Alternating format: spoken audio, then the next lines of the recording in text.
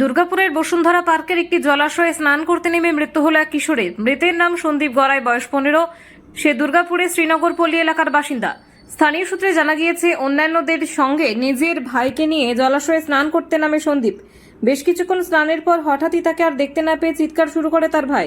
এরপর স্থানীয় দুই ব্যক্তি দ্রুত জলে নেমে তল্লাশি চালিয়ে কিশোরকে উদ্ধার করেন। গুরুতর অবস্থায় তাকে দ্রুত দুর্গাপুর ইস্পাত হাসপাতালে নিয়ে যাওয়া হলে চিকিৎসকরা মৃত বলে ঘোষণা করেন। পরে দেহ ময়না তদন্তের জন্য পাঠানো হয় দুর্গাপুর মহকুমা হাসপাতালে। এই ঘটনায় পরিবারে নেমে এসেছে গভীর শোকের ছায়া।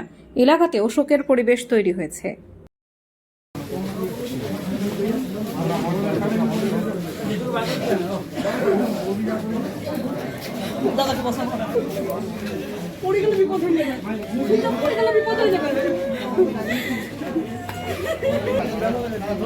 সবাই মিলে চলে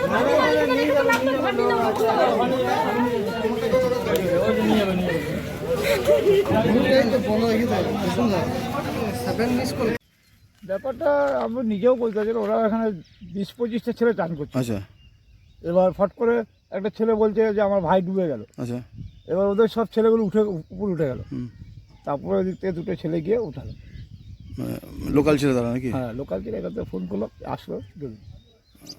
মানে আপনি মানে ওরা কতক্ষণ ছিল জলে? ওরা কতক্ষণ ছিল সেটা বলতে পারে, আমি এসে থেকে জলে যাচ্ছে ওরা। আচ্ছা, আমি যখন পুকুর পাড়ে এসেছি তখন থেকে জলে যাচ্ছে। মানে জলের গভীরতা কত আছে? দেখুন, গভীরে তো ওইটা কম আছে, কিন্তু মাঝে একটু আছে, ওইখানেই পড়েছিল। আচ্ছা, মানে এখানে প্রায় চান করতে আসে তো লোকে? এখানে যখন চান করতে তো বহু লোক আসে, কোথা থেকে আসে সেটা আমরা কী করে বলবো। এরা কোথাকার মানে বললেন, শুনলেন কিছু? ওর ভাই তো বললো চন্দ্রফুটের বাড়ি। আপনার নাম? আমার নাম বৃন্দাবন দাস। কোথায় আপনি? আমি রঘুনাথপুর। ঘটনা কি হয়েছিল এখানে? ঘটনা বলতে একটা ছেলে মারা গেছে, দুই ভাই এসেছিল 54 ফুট থেকে। আচ্ছা, তো এসে এখানে 25 মিনিট ধরে জলে ডুবছিল। হ্যাঁ, তারপরে মানে এখানকার কিছু ছেলে মেয়ে দেখতে পেয়ে ওনাকে। মানে এখানে অনেকেই আসে স্নান করতে নাকি? হ্যাঁ, অনেকেই আসে। গভীর আছে জলটা? গভীর কতটা আছে আমি জানি না, মোটামুটি সবাই এখানে প্রায়তে এরা এসছে ঝান্ডাবাদ থেকে। তা দিয়ে এবার কি পুলিশ নিয়ে গেছে? পুলিশ এসছে? হ্যাঁ, নিয়ে গেছে, তো মারা গেছে বাচ্চাটা। আপনার তখন এদিকে ছিলেন কি না? না, আমাদের বাড়ি এইদিকে। খবর পেয়ে এসছেন? হুম।